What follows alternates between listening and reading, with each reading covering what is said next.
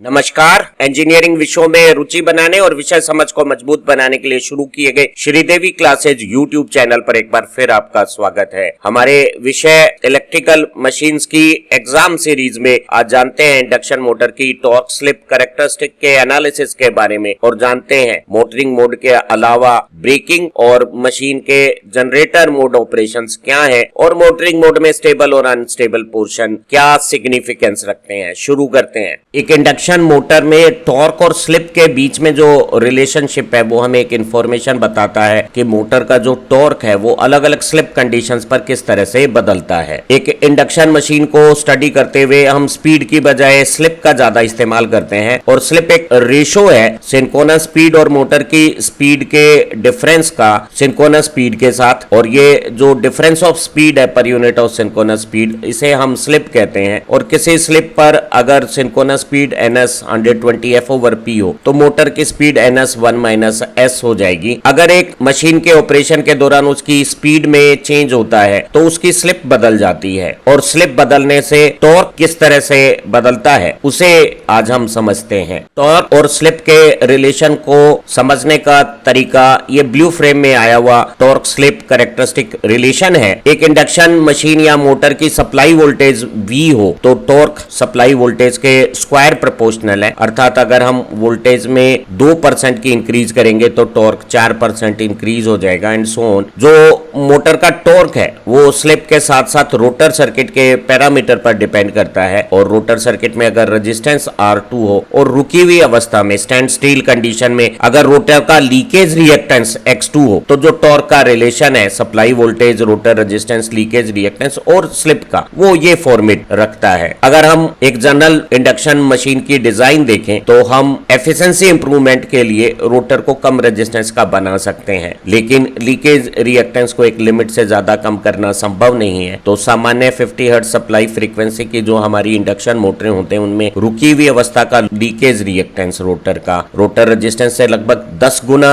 ज्यादा होता है, और इन टिपिकल रेजिस्टेंस और लीकेज रिएक्टेंस की वैल्यूज के साथ अलग अलग स्लिप वैल्यूज पे अगर हम टॉर्क की कैलकुलेशन करें तो टॉर्क का रिलेशन स्लिप की 0 वैल्यू से लेके 1 वैल्यू के बीच में मोटर के ऑपरेटिंग मोड के दौरान इस तरह का फॉर्मेट रखता है, जो स्लिप 1 के पास एक रेक्टेंगल हाइपरबोला है और स्लिप 0 के पास एक स्ट्रेट लाइन है। और अगर स्लिप नेगेटिव हो जाए तो इस कैरेक्टरिस्टिक को हम जनरेटर की कैरेक्टरिस्टिक कहते हैं, और अगर स्लिप 1 से ज्यादा हो जाए तो ये ब्रेकिंग मोड है। एक इंडक्शन मशीन की अलग अलग स्लिप वैल्यूज के लिए 3 ऑपरेटिंग मोड हो सकते हैं। अगर स्लिप की वैल्यू 0 और 1 के बीच में रहे तो ये इंडक्शन मशीन का सबसे प्रचलित रूप इंडक्शन मोटर कैरेक्टरिस्टिक है। वहीं अगर स्लिप 1 से ज्यादा और 2 के बीच में हो तो इसे हम ब्रेकिंग मोड कहते हैं, और ब्रेकिंग मोड को हम प्लगिंग भी कहते हैं। ब्रेकिंग मोड में स्लिप का 1 से ज्यादा होना ये बता रहा है कि हमारा रोटेटिंग मैग्नेटिक फील्ड जो सिंक्रोनस स्पीड से रोटेट करता है और हमारा जो मोटर का रोटर है वो दोनों ऑपोजिट डायरेक्शन में रोटेट कर रहे हैं, और जो स्पीड का डिफरेंस है रोटेटिंग मैग्नेटिक फील्ड और रोटर में वो सिंक्रोनस स्पीड से भी ज्यादा है। वहीं एक मशीन का ऑपरेशन जनरेटर मोड है जिसमें स्लिप नेगेटिव हो गई है, 0 से भी कम हो गई है, नेगेटिव हो गई है। इसका मतलब है मोटर अपने इनर्शियल लोड के कारण जिस स्पीड से रोटेट हो रही है वो रोटेटिंग मैग्नेटिक फील्ड से भी ज्यादा है, और दोनों मोटर का रोटेशन और रोटेटिंग मैग्नेटिक फील्ड का रोटेशन एक ही डायरेक्शन में है। ब्रेकिंग में जहां दोनों ऑपोजिट डायरेक्शन में, जनरेटर में दोनों एक ही डायरेक्शन में है। और जो तीसरा सबसे प्रचलित मोड जो हमने यहाँ पीली हाईलाइट में दिखाया है उसमें रोटेटिंग मैग्नेटिक फील्ड और रोटर एक ही डायरेक्शन में रोटेट कर रहे हैं, और रोटेटिंग मैग्नेटिक फील्ड की स्पीड से मोटर की स्पीड कुछ कम स्लिप के साथ रहती है, और स्लिप 0 से 1 के बीच में कैरेक्टरिस्टिक का इनिशियल पोर्शन जब मोटर स्टार्ट होती है स्लिप ज्यादा है, 1 के पास है तो ये हाइपरबोला की शेप रखता है, और सिंक्रोनस स्पीड के आसपास रन करते समय मोटर की स्टेबल कैरेक्टरिस्टिक में ये स्ट्रेट लाइन रिलेशनशिप है। इंडक्शन मशीन के सभी ऑपरेशंस को डिटेल में समझते हुए सबसे पहले ब्रेकिंग मोड को समझते हैं। ब्रेकिंग मोड में स्लिप का मान 1 से ज्यादा है और रोटेटिंग मैग्नेटिक फील्ड और रोटर हैं वो ऑपोजिट डायरेक्शन में जब रोटेट करते हैं तो दोनों के बीच में रिलेटिव स्पीड सिंक्रोनस स्पीड से ज्यादा हो जाती है और स्लिप का मान 1 से ज्यादा हो जाता है। अगर हम एक इंडक्शन मशीन में पावर कन्वर्जन की इक्वेशन देखें तो जो स्टेटर से रोटर के बीच में पावर का ट्रांसफर होता है जिसे हम एयर गैप पावर कहते हैं, वो पावर और जो रोटर का मैकेनिकल आउटपुट है उसमें 1 - S का रिलेशनशिप होता है, यानी टोटल एयर गैप पावर में से एसपीजी पावर रोटर में कॉपर लॉस हो जाती है और बची हुई पावर मैकेनिकल आउटपुट होती है। अगर ब्रेकिंग मोड में स्लिप को एक से ज्यादा समझें तो हम पाते हैं कि मैकेनिकल पावर नेगेटिव हो गई है, हालांकि एयर गैप की पावर स्टेटर से रोटर की तरफ पावर का ट्रांसफर पॉजिटिव है। इसका अर्थ है कि न केवल स्टेटर से रोटर को ट्रांसफर की गई एयर गैप पावर, बल्कि जो मोटर के इनर्शिया में भी जो स्टोर्ड एनर्जी है वो दोनों रोटर में कॉपर लॉसेस बना रही है। और ऐसी स्थिति में मोटर के रोटेशन के अगेंस्ट में उल्टी डायरेक्शन में एक टॉर्क लगता है, हालांकि उस टॉर्क का मैग्नीट्यूड बहुत ज्यादा नहीं है, वो अगर रोटर बहुत ज्यादा उल्टी डायरेक्शन में रोटेट कर रहा है तो कम है, और जैसे जैसे रोटर की स्पीड कम होती है ये टॉर्क हल्का सा इंक्रीज होता है। एक इंडक्शन मोटर में ब्रेकिंग मोड की एप्लीकेशन को हम प्लगिंग भी कहते हैं, और ये एक रनिंग मोटर को तेजी से रोकने के लिए इस्तेमाल किया जाता है। और इसे करने के लिए हम मोटर की सप्लाई की जो फेज सीक्वेंस है उसे अचानक चेंज कर देते हैं। जब हम मोटर सप्लाई के किन्हीं भी दो लाइन वायर को आपस में इंटरचेंज कर देते हैं तो हमारे मैग्नेटिक फील्ड की जो डायरेक्शन ऑफ रोटेशन है वो रिवर्स हो जाती है। इससे वो रोटर जो अपने इनर्शिया के कारण पहले वाली डायरेक्शन में ही रोटेट कर रहा था उस पर इलेक्ट्रोमैग्नेटिक टॉर्क की डायरेक्शन ऑपोजिट हो जाती है। तो अभी रोटर पर एक ऑपोजिट डायरेक्शन में इलेक्ट्रोमैग्नेटिक टॉर्क एक्सर्ट होने लगता है, लेकिन रोटर के साथ जो इनर्शियल लोड है वो उसे उसी पुरानी डायरेक्शन में लगातार रोटेट भी कर रहा है, तो रोटर डीएक्सेलरेट होता है। और ऐसी स्थितियों में रोटर बहुत तेजी से अपना रोटेशन रोक सकता है। लेकिन ध्यान रहे कि रोटर अपनी रोटेशंस को जब आखिरी बार खत्म करने वाला होता है, जीरो स्पीड के पास पहुंचने वाला होता है, उस समय हम सप्लाई को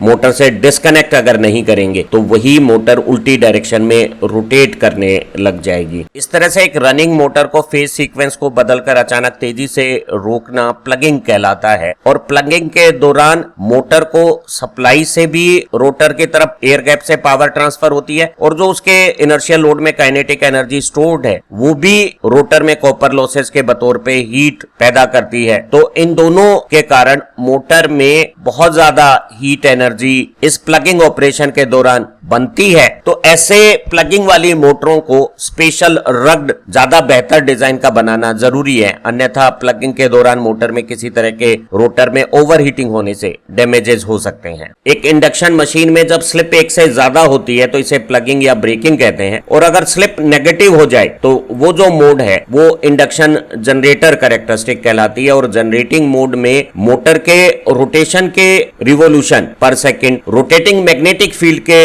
रिवोल्यूशन पर सेकंड से ज्यादा है, दोनों एक ही डायरेक्शन में है। रिलेटिव स्पीड नेगेटिव होने से स्लिप नेगेटिव हो गई है। जनरेटिंग मोड की नेगेटिव स्लिप ये इंडिकेट कर रही है कि हमारा जो रोटर है वो रोटेटिंग मैग्नेटिक फील्ड की डायरेक्शन में ही रोटेट कर रहा है, लेकिन उसकी रोटेशन सिंक्रोनस स्पीड से ज्यादा है। और ऐसी स्थिति में मशीन के रोटर के ऊपर लगने वाला इलेक्ट्रोमैग्नेटिक टॉर्क है वो नेगेटिव हो गया है, अर्थात हमारा जो प्राइम मूवर जिस मैकेनिकल इनपुट एनर्जी से रोटर को चला रहा है उसके अगेंस्ट एक इलेक्ट्रोमैग्नेटिक टॉर्क डेवलप होकर मैकेनिकल इनपुट जो रोटर को दिया जा रहा है उसे मोटर के आर्मेचर से जुड़ी हुई सप्लाई में इलेक्ट्रिकल आउटपुट बना देगा, और हमारी जो मशीन है वो मैकेनिकल इनपुट को इलेक्ट्रिकल आउटपुट में बदलने वाला एक जनरेटर जैसा काम करने लगेगी। एक इंडक्शन जनरेटर मोड के लिए मशीन की स्टेटर वाइंडिंग को 3 फेज सप्लाई से जोड़ना बहुत जरूरी है, और इसी कनेक्शन से मशीन मैकेनिकल इनपुट को इलेक्ट्रिकल रियल पावर आउटपुट बनाएगी, और साथ ही साथ ऑपरेशन के लिए जो मैग्नेटिक फील्ड बनाने की रिएक्टिव एनर्जी चाहिए वो एनर्जी स्टेटर मेंस इनपुट से प्राप्त करेगा। एक जनरेटर मोड में रोटर पर इलेक्ट्रोमैग्नेटिक टॉर्क और उसका जो रोटेशन है वो ऑपोजिट डायरेक्शन में है, और इस स्थिति में न केवल स्लिप नेगेटिव है, टॉर्क भी नेगेटिव है, तो मोटर मैकेनिकल एनर्जी तो लेगी और इलेक्ट्रिकल एनर्जी सप्लाई को देगी। और रोटर को प्राइम मूवर से जो मैकेनिकल इनपुट मिलेगा वो एयर गैप को क्रॉस करके स्टेटर में नेगेटिव फ्लो होकर सप्लाई में चला जाएगा, लेकिन एयर गैप में रोटेटिंग वर्किंग मैग्नेटिक फील्ड बनाने के लिए जो रिएक्टिव पावर की जरूरत है वो अगर सप्लाई से प्राप्त नहीं होगी तो ऐसे इंडक्शन जनरेटर स्टेबल ऑपरेट नहीं कर पाएंगे। जो रीजनरेटिव ब्रेकिंग होती है हमारी ट्रैक्शन मोटर्स में, या जो विंड फॉर्म में वेरिएबल स्पीड पे हमें इलेक्ट्रिसिटी जनरेट करने वाले सिस्टम्स बनाने होते हैं, वहां हम इंडक्शन जनरेटर ऑपरेशंस करते हैं। लेकिन ध्यान रहे ये ऑपरेशंस हैं, इन्हें सक्सेसफुल काम करने के लिए मेन लाइन से बहुत ज्यादा रिएक्टिव पावर मिलना जरूरी है। तो जहां इस तरह की रिएक्टिव पावर को हम अवेलेबल करा लेते हैं, वहां पर इंडक्शन मशीन्स को हम एज ए जनरेटर यूज कर सकते हैं। इंडक्शन मशीन में सबसे रुचिकर स्पीड और टॉर्क या स्लिप और टॉर्क कैरेक्टरिस्टिक मोटरिंग मोड है। मोटरिंग मोड में स्लिप का मान 0 और 1 के बीच में रहता है। अगर हमारी स्लिप नेगेटिव हो गई तो ये इंडक्शन जनरेटर मोड कहलाता है, और स्लिप जब 1 से ज्यादा होती है तो इसे ब्रेकिंग मोड कहते हैं। लेकिन अगर स्लिप 0 से 1 के बीच में रहती है तो रोटेटिंग मैग्नेटिक फील्ड और रोटर दोनों एक ही डायरेक्शन में रोटेट करते हैं, और रोटर के रोटेशन की जो स्पीड है वो रोटेटिंग मैग्नेटिक फील्ड की जो स्पीड है उससे कम रहती है, और इस मोड को हम मोटरिंग मोड कहते हैं। मोटरिंग मोड में जब 3 फेज इंडक्शन मोटर की स्टेटर को इलेक्ट्रिक सप्लाई दी जाती है तो मोटर मेन सप्लाई से रियल इलेक्ट्रिक पावर और रिएक्टिव इलेक्ट्रिक पावर लेकर एक एयर गैप में रोटेटिंग मैग्नेटिक फील्ड बनाती है। वो rotating magnetic field rotor conductor में इंड्यूस्ड ईएमएफ से करंट सर्कुलेट करता है, और रोटर में induced current rotating magnetic field के साथ इंटरेक्ट होकर रोटेटिंग मैग्नेटिक फील्ड की डायरेक्शन में एक इलेक्ट्रोमैग्नेटिक टॉर्क डेवलप कर देते हैं, और वो टॉर्क शाफ्ट से होता हुआ आउटपुट मैकेनिकल एनर्जी बन जाता है। तो मोटरिंग मोड में मशीन इलेक्ट्रिकल इनपुट लेती है, और वो इनपुट रियल और रिएक्टिव दोनों पावर है, और मैकेनिकल आउटपुट जनरेट करती है। एक मोटरिंग मोड में मशीन को हम स्टार्ट करते हैं, स्पीड 0 है तो स्लिप मोटरिंग मोड की मैक्सिमम 1 है, और अगर काल्पनिक रूप से मोटर की स्पीड और सिंक्रोनस स्पीड दोनों अगर बराबर हो जाए, रिलेटिव स्पीड 0 हो जाए, तो वो 0 स्लिप है। 0 और 1 के बीच में हमारा जो टॉर्क है वो एक मैक्सिमम टॉर्क कंडीशन जो कि मैक्सिमम टॉर्क स्लिप पर आती है उसके बीच में फ्लक्चुएट करता है। वो एक बार बढ़ता है और उसके बाद घटता है। एक इंडक्शन मोटर की टॉर्क और स्पीड या स्लिप के बीच में ये जो फ्लक्चुएटिंग टॉर्क कैरेक्टरिस्टिक है, इसमें 3 कंडीशंस हमारे लिए ज्यादा सिग्निफिकेंस रखती है। मोटर को जब हम स्टैंड स्टिल कंडीशन से शुरू करते हैं, उसकी स्पीड 0 है और स्लिप 1 है, उस समय एक induction motor short circuited secondary जैसे ट्रांसफॉर्मर जैसा बिहेव करती है, और बहुत ज्यादा मेन लाइन से करंट लेके नॉर्मल टॉर्क से कंपेरेबल लगभग 1.5 या 2 गुना स्टार्टिंग टॉर्क बनाती है। और इस टॉर्क की अमाउंट अगर मोटर के लोड टॉर्क से ज्यादा है तो मोटर जब एक्सेलरेट होती है तो वो अपना टॉर्क बनाने की कैपेबिलिटीज को भी इंप्रूव करती है, और मैक्सिमम टॉर्क की स्लिप पे मैक्सिमम टॉर्क बनाती है। जो मोटर का रेटेड ऑपरेटिंग पॉइंट पे जो टॉर्क है, जैसे हम फुल लोड टॉर्क या रेटेड टॉर्क कहते हैं, ये वो टॉर्क कंडीशन है जिसपे मोटर सेफ लगातार लोड के साथ कनेक्ट होते हुए इस्तेमाल हो सकती है, और मोटर में किसी भी प्रकार की ओवर हीटिंग नहीं होगी, और टेम्परेचर राइज है वो सेफ लिमिट्स में रहेंगे। मशीन के ऑपरेशन में बीच में एक जगह पे टॉर्क मैक्सिमम है, और इस मैक्सिमम टॉर्क को हम पुल आउट टॉर्क भी कहते हैं, और जिस स्लिप पे ये मैक्सिमम टॉर्क आता है वो स्लिप रोटर के रुकी हुई अवस्था में लीकेज रिएक्टेंस और रोटर रेजिस्टेंस के रेशो पर डिपेंड करती है, और इस स्लिप को हम मैक्सिमम टॉर्क की स्लिप या पुल आउट स्लिप भी कहते हैं। अगर हम रेटेड फुल लोड कंडीशंस पे मोटर पर मैकेनिकल टॉर्क या लोड की डिमांड को इंक्रीज करते हैं तो हमारी मोटर डी एक्सेलरेट होकर अपनी कैरेक्टरिस्टिक के हिसाब से ज्यादा मोटरिंग टॉर्क बनाकर पहले से कम स्पीड, ज्यादा स्लिप और ज्यादा टॉर्क पर ऑपरेट कर सकती है, और ये ऑपरेटिंग जोन स्टेबल है, और हम ये स्पीड का डिक्रीज होना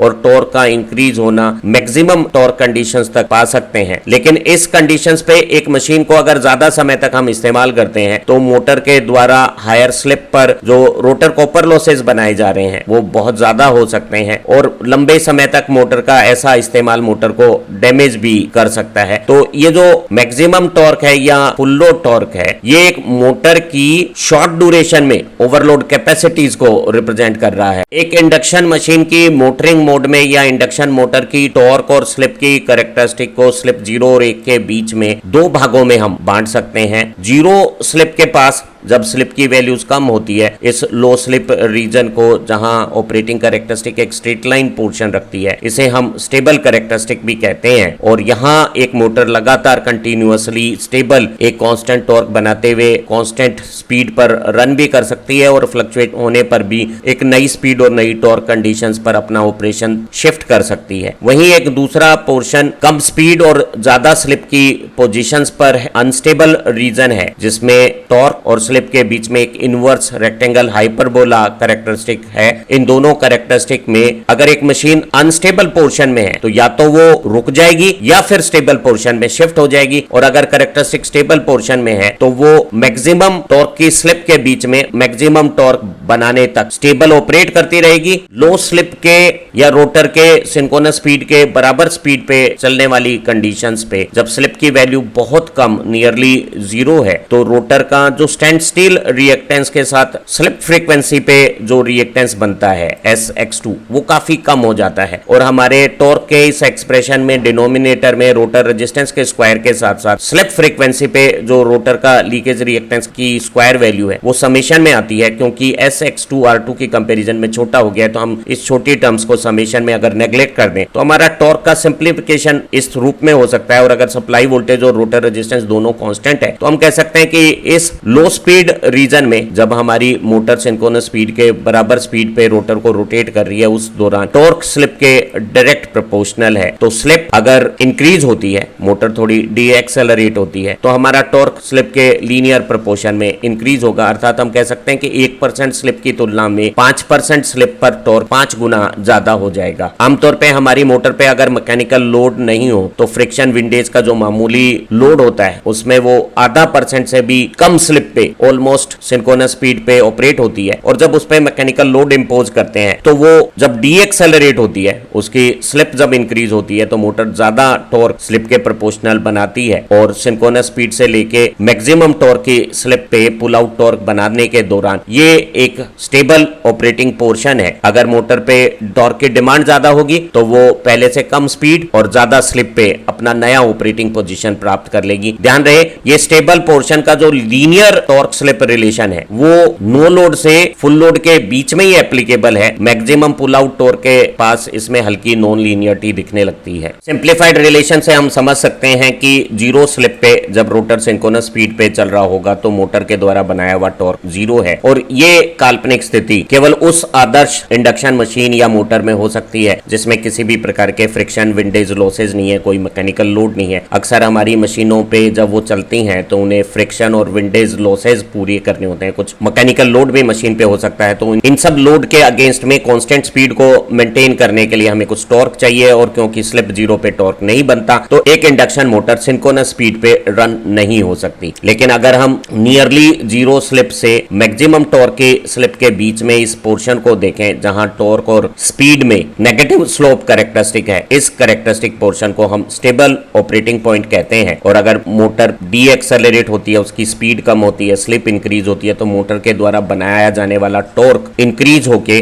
लोड की इंक्रीज टॉर्क डिमांड को जब कैटर कर देगा तो एक नई स्टेबल स्पीड पे मोटर का ऑपरेशन शिफ्ट हो सकता है, और हम रोटर के रेजिस्टेंस और रुकी हुई अवस्था में जो लीकेज रिएक्टेंस है उसके रेशो के बराबर जो स्लिप है उस स्लिप पे एक मैक्सिमम पुल आउट टॉर्क प्राप्त कर सकते हैं। जो पुल आउट टॉर्क की वैल्यू है वो नॉर्मल फुल लोड टॉर्क से 2 से 3 गुना ज्यादा हो सकती है, और अगर कोई मशीन पर हम पुल आउट टॉर्क से भी ज्यादा टॉर्क अगर इंपोज करेंगे तो इसकी जो ऑपरेटिंग कैरेक्टरिस्टिक है वो लो स्लिप वैल्यू के स्टेबल रीजन की बजाय हाई स्लिप के अनस्टेबल रीजन में चली जाएगी, और ऐसी स्थिति में मोटर रुक जाएगी। और मोटर रुकने से पहले या रुकने के तुरंत बाद बहुत ज्यादा हैवी करंट सप्लाई से ड्रॉ करते हुए खुद को डैमेज ना करे, इसलिए जरूरी है कि कोई ओवरलोड प्रोटेक्शन मोटर को सप्लाई से डिस्कनेक्ट कर दे। इसलिए हम कहते हैं कि मैक्सिमम स्लिप की जो कंडीशन है जो रोटर के रेजिस्टेंस और रुकी हुई अवस्था के लीकेज रिएक्टेंस के साथ ये रिलेशन रखती है, उस स्लिप पे जो टॉर्क बन रहा है मैक्सिमम टॉर्क वो पुल आउट टॉर्क या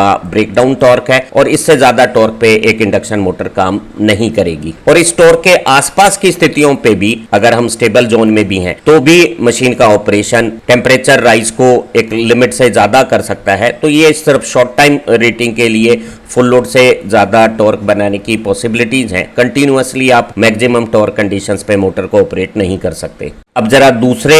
characteristic part high slip zone की बात करते हैं, जहां मोटर को जब हम शुरू कर रहे हैं तो स्लिप ऑलमोस्ट 1 के पास है, और रुकी हुई अवस्था का लीकेज रिएक्टेंस और रनिंग कंडीशन का लीकेज रिएक्टेंस नियरली सेम है, और ये वैल्यू रोटर के रेजिस्टेंस की वैल्यू से काफी ज्यादा है। तो समेशन में जब हम रोटर रेजिस्टेंस के कंट्रीब्यूशन को नेग्लेक्ट कर देते हैं तो हमारे टॉर्क का एक्सप्रेशन ये फॉर्मेट ले लेता है, और यहाँ डिनोमिनेटर में s स्क्वायर में है और न्यूमरेटर में केवल एक ही s है, तो हम पाते हैं कि हमारा टॉर्क है वो स्लिप का इनवर्स इनवर्स रिलेशन हो गया है जो बता रहा है कि अगर स्लिप डिक्रीज होगी, मोटर एक्सेलरेट होगी, स्पीड बढ़ेगी, स्लिप घटेगी, तो मोटर का टॉर्क जो डेवलप हो रहा है वो इंक्रीज होगा और टॉर्क और स्लिप में एक रेक्टेंगल हाइपरबोला जैसी कैरेक्टरिस्टिक आएगी जो मैक्सिमम टॉर्क की स्लिप तक रहेगी। ये मैक्सिमम टॉर्क की स्लिप SM और शुरुआत में जो मैक्सिमम स्लिप S1 है उसके बीच में जो हाई स्लिप का रीजन है वो अनस्टेबल ऑपरेटिंग रीजन है। अगर इस रीजन में लोड की टॉर्क डिमांड मोटर के बनाए गए टॉर्क से अगर ज्यादा है तो मोटर डी एक्सेलरेट होगी, और जब मोटर डी एक्सेलरेट होगी तो मोटर कैरेक्टरिस्टिक में देखिए आप कम टॉर्क बना पाएगी, तो D acceleration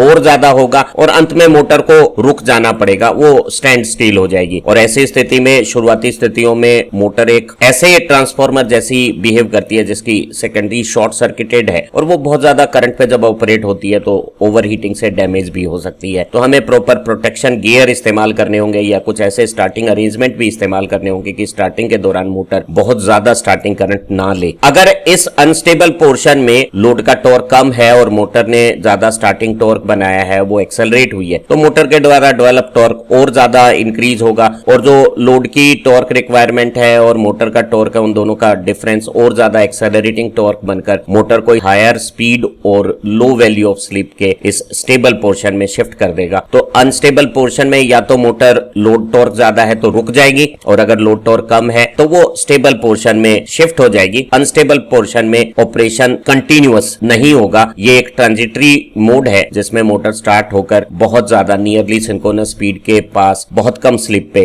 continuous stable operate होती है। तो हम कह सकते हैं कि एक इंडक्शन मोटर का स्टडी स्टेट फिक्स स्पीड पे ऑपरेशन तभी होगा जब मैकेनिकल लोड टॉर्क और मोटर का डेवलप टॉर्क आपस में इक्वल हो। अगर दोनों टॉर्क में डिफरेंस होगा, मोटर ज्यादा टॉर्क बनाएगी, लोड की टॉर्क डिमांड कम होगी, तो ये डिफरेंस एक्सेलरेटिंग टॉर्क होगा, अन्यथा ये डी एक्सेलरेटिंग टॉर्क होगा। और वो जो एक्सेलरेटिंग और डी एक्सेलरेटिंग टॉर्क है वो इनर्शियल लोड को एक्सेलरेट करके वेलोसिटी को इंक्रीज कर सकता है या डी एक्सेलरेटिंग टॉर्क स्पीड को डिक्रीज कर सकता है। अगर हम इस पोर्शन में हैं तो मोटर एक लोड टॉर्क कंडीशन से दूसरी लोड टॉर्क कंडीशंस पर ऑपरेशन को शिफ्ट करके भी अपनी स्पीड को स्टेबल रख सकती है। वहीं हाई स्लिप की इस रेक्टेंगल हाइपरबोला कैरेक्टरिस्टिक में ये अनस्टेबिलिटी रहेगी। इस अनस्टेबल पोर्शन में अगर लोड टॉर्क ज्यादा है, मोटरिंग टॉर्क कम है, तो डी एक्सेलरेशन मोटर को रोक देगा, और अगर रिवर्स बात है, मोटर का टॉर्क ज्यादा है, लोड टॉर्क कम है, तो एक्सेलरेशन कैरेक्टरिस्टिक को अनस्टेबल से